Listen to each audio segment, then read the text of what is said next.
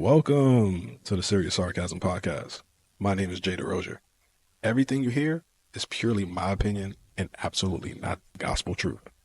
If you do find yourself getting a little bit too worked up over what I say, feel free to take your opinion and, you know where. Now that we got that straightened out, sit back, relax, and you might want to get yourself some popcorn because it's going to be a long one. Enjoy the show, y'all.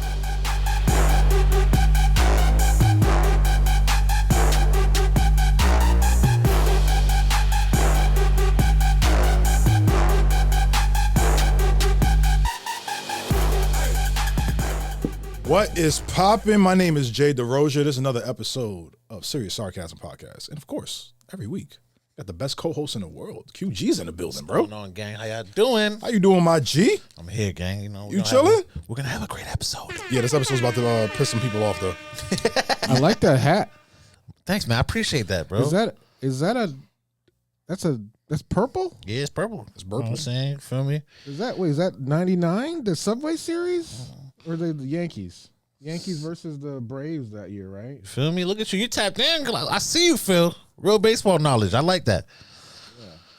Yeah, you know. No, that's fresh, man. I like I that. appreciate you, man. I try to keep a little flavors, you know what I'm saying? Got to match my royal lifestyle to you. I don't even think I've ever seen a purple Yankee hat. I got a brown one. I got a purple one. I got a yellow one. Okay. Yeah. Nigga collecting hat like Affinity Stones, boy. Only Yeah, if it's man. a pink brim. You feel me? Only do pinkies. Okay. Only pinkies. Only pinkies. Like, Just chill, bro. Relax. you didn't let me finish. No, I'm not, because you just extra, bro. I give you an inch, you just take a mile, bro. Hey, yo. All right, bro. Watch out. I'm sorry. I was on my phone a little distracted to start this episode, but We were looking at Andrina. yeah, Andrina from Love Island's fine as hell, bro. Fine as hell. Retweet. But nah, I'm not here for that. No. I should be serious right now. Or sarcastic. Sarcastic, yeah. I like what you did there, Type shit. and I'm gonna give you back some PTO from you missing those 2 weeks. Yes. I got you. You get an extra PTO. Just one? You get an extra. Yeah, you get one. One day? 1 hour. Yeah, this nigga don't fuck with me. Anywho, let's get back to work. Oh, y'all, man! Welcome to another episode. This is gonna be a fun episode. The first topic is a little serious, but I have a rant I've been itching to say for about a year and a half now, and I'm gonna first introduce the topic. We're gonna talk about it for a little bit, and I'm gonna go off. Okay, let's do it. All right. So the first topic, sorry, Barbs, I don't say sorry to them.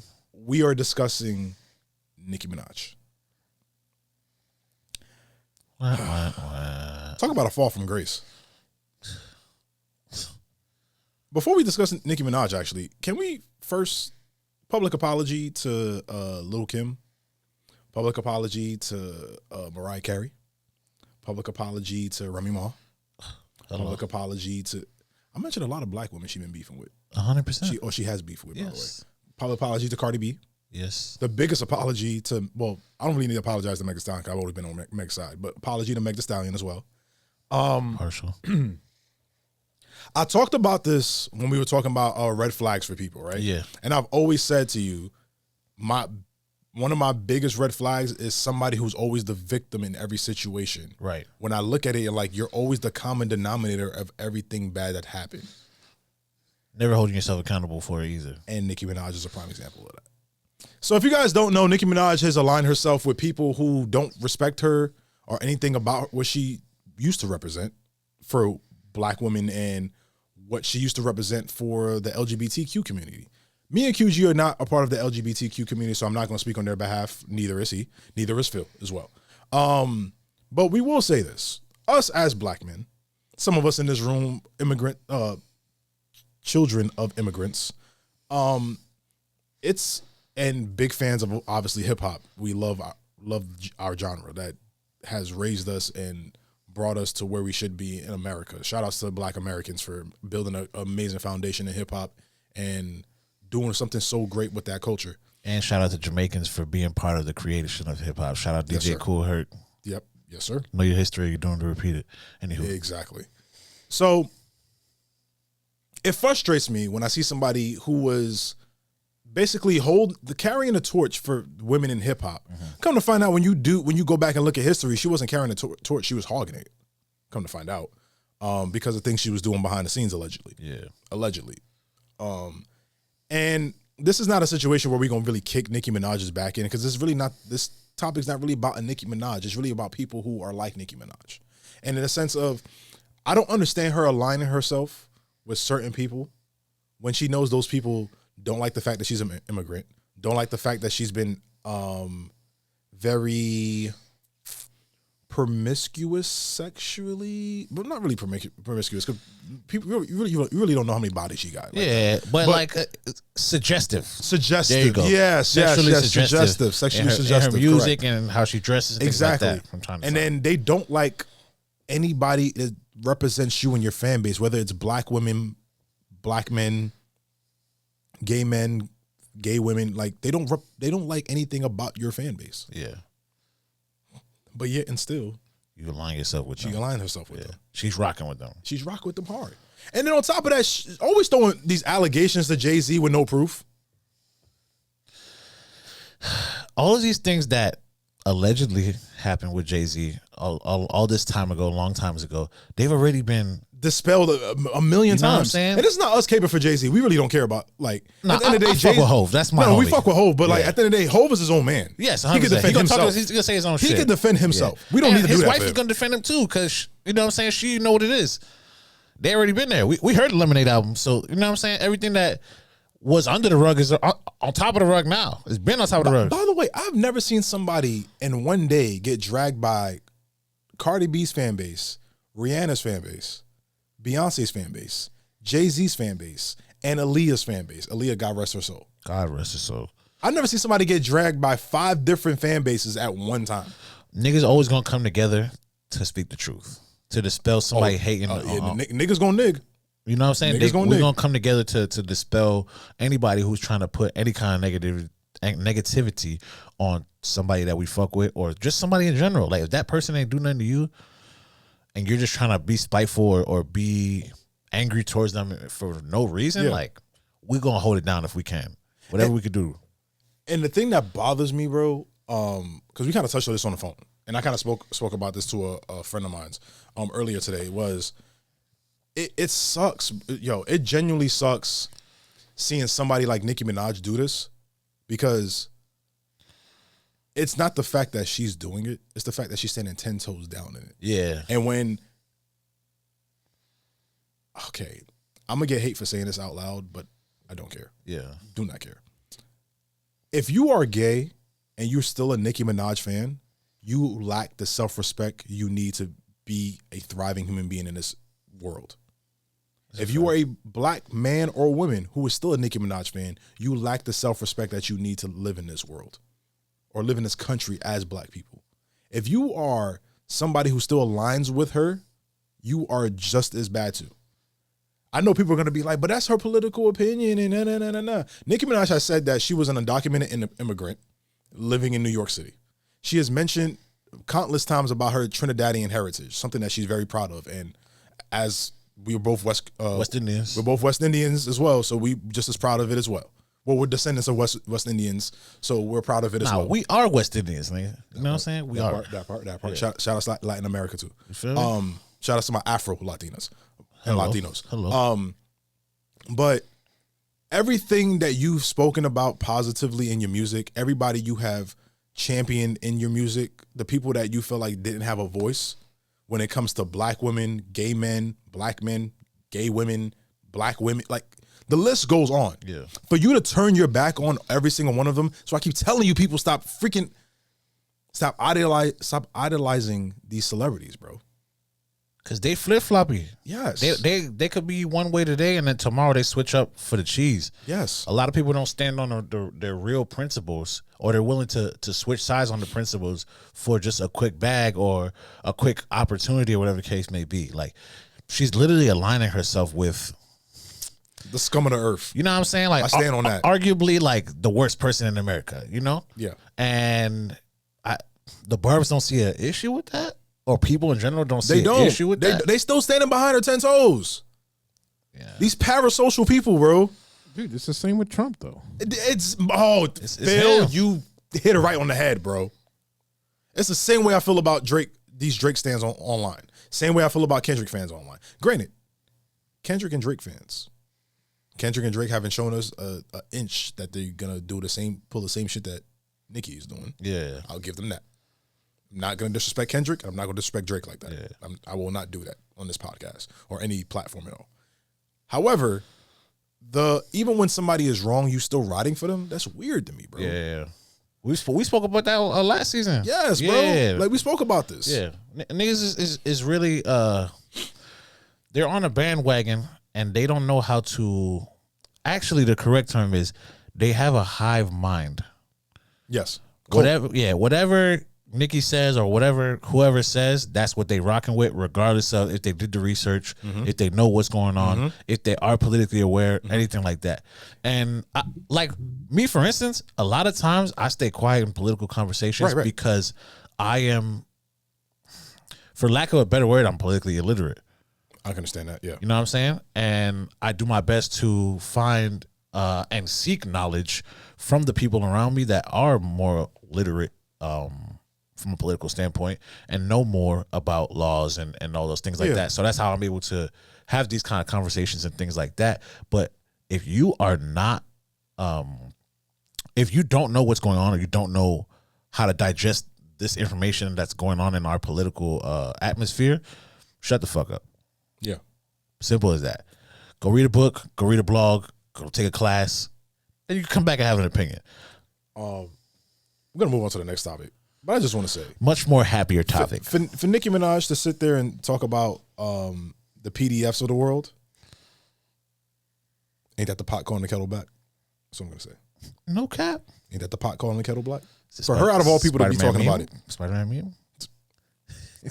For her to be talking about it, Yeah. that's all I'm gonna say. Nasty word. And it's like, it sucks when you look at some of these celebrities who don't stand on their principles and stand up for them, like stand up for their principles and stand up for what they believe in. Yeah.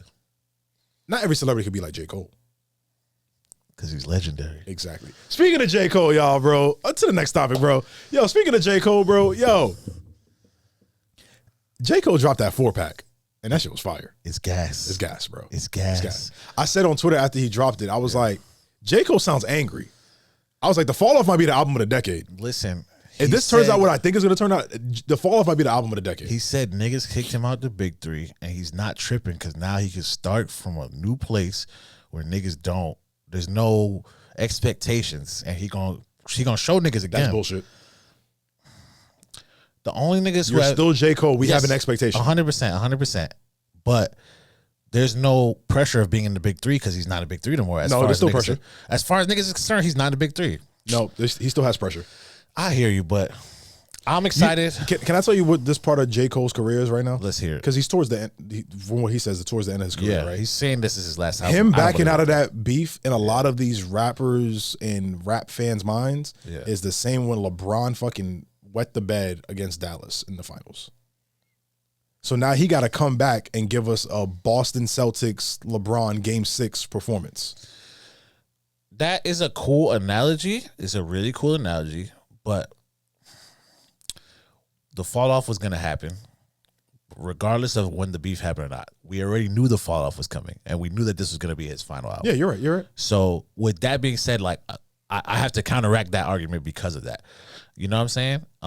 What I can say though is everything that did happen in that beef, everything that did happen in that particular situation, definitely enhanced his thought process, his drive, and his hunger. So the fall off is going to be amazing. It's going to be immaculate. It's a double disc album. I'm very excited. I don't know for you guys that don't know, I'm a huge J. Cole stan. Yes. All right. Cole. He's a dream villager. I'm a dream villain. I have every Cole album. Cole's debut album was the first album I purchased with my own money. You know what I'm saying? So I'm huge Cole fan. So I'm That's crazy. It makes you feel old, bro. Even though we only like 2 years apart. Nigga, 2011. That's the only. That's my cheese. Like, you know what I'm saying? I had other albums in the crib, but I went with my cheese that I got and I bought it. I remember that. Yeah, my first album I bought with like money. Yeah, was like bootleg of the Rough Riders first album. Gangsta, I ain't mad at you at all. That I shit, told y'all what mine was. Do y'all remember? We did this on the show. we did do this on the show. I don't remember. What was it? Wild Wild West soundtrack. Snapped. And I remember we both looked at him crazy. Yeah, we definitely did. Yeah, That's how old I It's am. recollecting. It's recollecting. But nah, that Rough Riders album, Yeah. bro, that shit had Jigga My Nigga on it. Down Bottom. Down Bottom, yes, it had Down Bottom on it. Oh, you know what? Do you Dragon's been in niggas here. bust your guns? Hell yeah, yo, bro, don't get me started. Dragon's been in here a couple times actually. Dragon, That's crazy. he's cool. Yeah, he's cool peoples. I still want to talk to him. If I ever get a chance to talk to Dragon, I'm gonna sit him on his couch and be like, "Yo, so tell me the real story about the you and Pitbull battle." You want me to ask him? Because Pitbull's is saying, Ask him. yeah, ask him. Because Pitbull been running around saying that he beat Dragon in this battle, and Dragon say that he did it. I really want to know the real story Nah, about this. fuck that. We need to see the footage at that point. No, they don't have it. But This is early 2000s. Do you really want me to reach out? Yeah, All right. why not? But for real, Cole, like the fall off is gonna be amazing. I'm Yeah, it is. super excited. I think Cole right now is rapping on a different level. He's rapping his ass off. I do want to say this to the fans and to the haters and all that.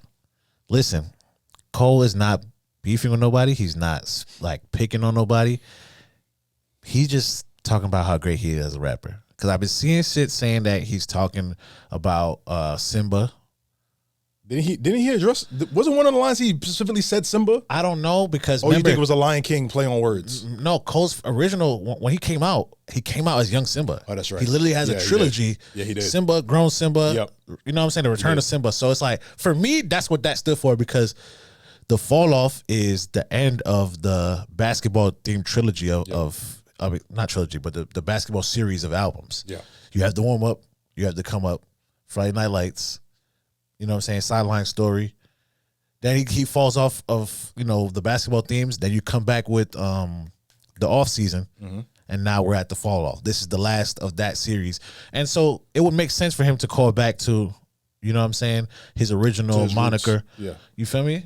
At least that's how I thought about it. That's what made sense to me. No. It makes sense to me too. Like it's the same thing I was thinking originally. But then I was like, is he? I was either thinking honestly, it was like, is he the original mixtape or he's taking a shot at Simba? And I couldn't think of which one it is. I don't think it and is. I was just like, I hate to be one of those rap fans where I'm dissecting every lyric to see who we taking a shot at. Yeah. But I'm just like, We have to right now. We have to. no, but it's the climate of in hip this hop right specific now. situation, I was kind of like, is he taking a shot at Simba? Or is he talking about himself? You know, I watched Rory and Maul. And basically they kind of came up with that scenario in that situation and they called Simba and Simba was like, yeah, I'm in the studio responding to that nigga. I fuck with Cole, but you know what I'm saying? So yeah. So that's how Simba took it as a shot. Yeah, you know what I'm saying? And I'm not even tripping on that because I like to hear Simba rap. That nigga could fucking spit, so I'm not even tripping, but I don't think that he can't spit like Cole. No, he can't. I think that I don't think that Cole was beefing with nobody. I don't think he's trying to start nothing with nobody. I think he's just rapping to rap right now for the art form, for the fun of it. He's in his bag right now. I agree with you. I think J. Cole's at a point right now where it's kind of like, bro, I'm gonna say what I gotta say. If it don't apply, let that shit fly. Yeah. At this point, I think this album is gonna be his what's the it's gonna be his My Beautiful Dark Twisted Fantasy. no What's your favorite song from him though? my favorite Cole song? Yeah. Runaway. Fire. You wanna know mine? Huh? What's yours? Take a guess. No Role Models? No, come on. It's Crocodile Tears. Okay, that's tough. This is a little bit of a newer record, but that's tough. No, that's got a message though. No, that's a fact. Yeah, Runaway hit different for me because not only was he just really vulnerable with us, but it made me think deeper as a man. Why is that? Because in the record he talks about how like he starts to get money and fame and like he just starts going to fuck bitches. And like he's losing a part of himself in the fame, in the money, in the bitches. And he talks about how when he was younger, like his old manager told him, like, nigga, don't worry about what the bitches look like. You just trying to fuck them. Shit like little shit like that. That Yeah. you, as a young black man, you hear that from the older niggas in the block. You know what I'm saying? Your older siblings and things like that. Yep. But then when you come into your own, you're like, damn.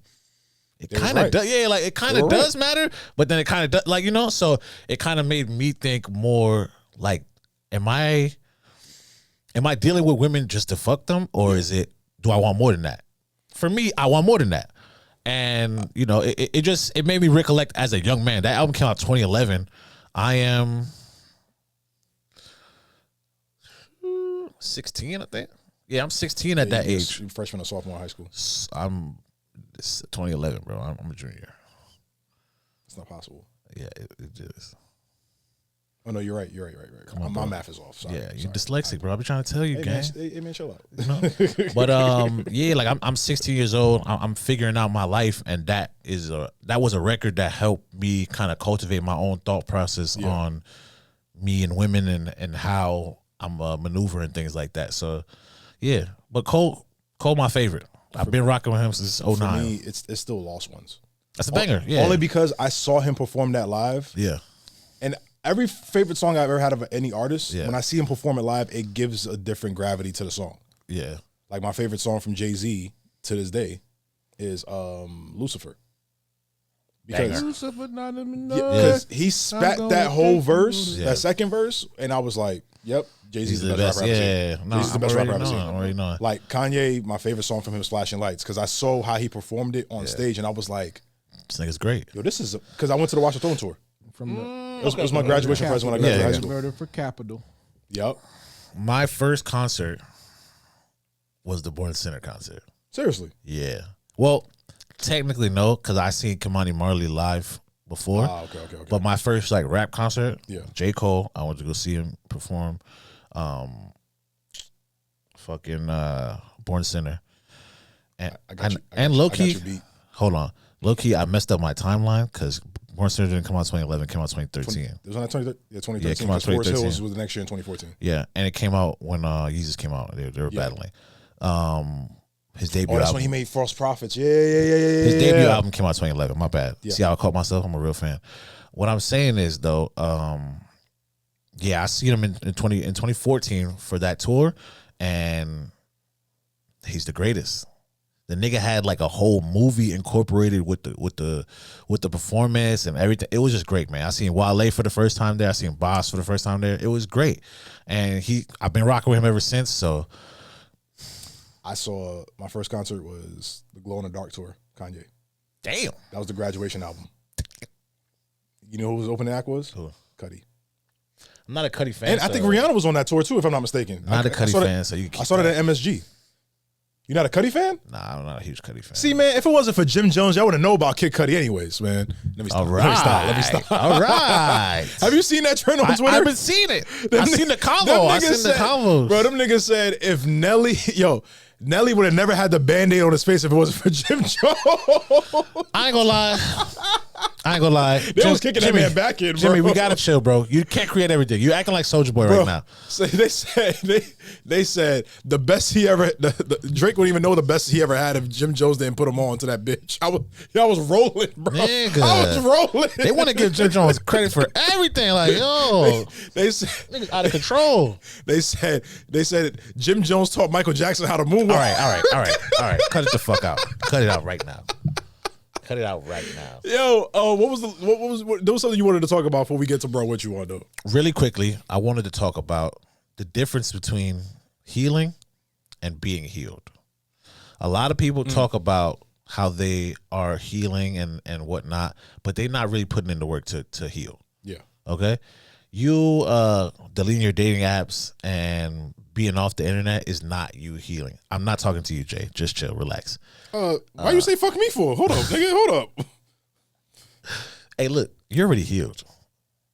You're a healed young black man in my eyes. I'm not healed yet, man. God not done with me yet, bro. God not through with me yet. I feel that. But go ahead. But there's a lot of people that are damaged and they got a lot of work to do. And they're not trying to put the work in, but they're quote unquote healing, or even they're quote unquote healed as far as they're concerned, but they've never done the deep dive to see what's wrong with them.